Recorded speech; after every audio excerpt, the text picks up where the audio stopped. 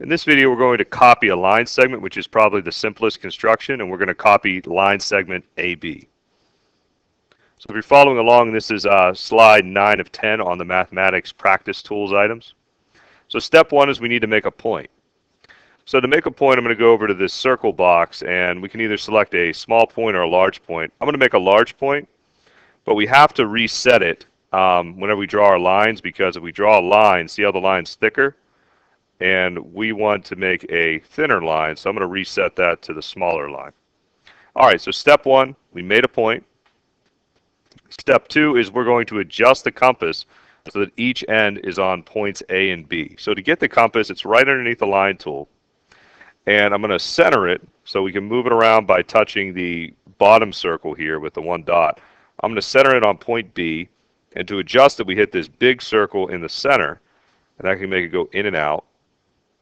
So I'm going to touch it to point A, and to actually draw, we touch the third circle, and we can make this arc as big or as small as we want. We can make a whole circle. I like to make the arc just to make sure that we have it set correctly. So as you can see, that compass is set to the length of what AB is. So step 3 is to move the compass to the new point. So our new point that we just made. So I'm going to do my best to center it. And we're going to make an arc.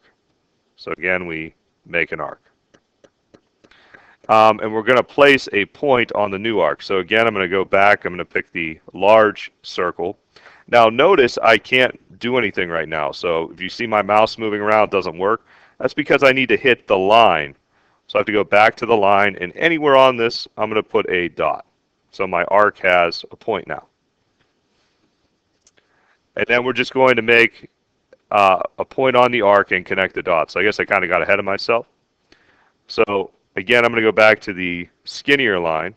We could keep it a fat line if we wanted to. And I'm just going to center it right there, right in the center of my point, and goes through there.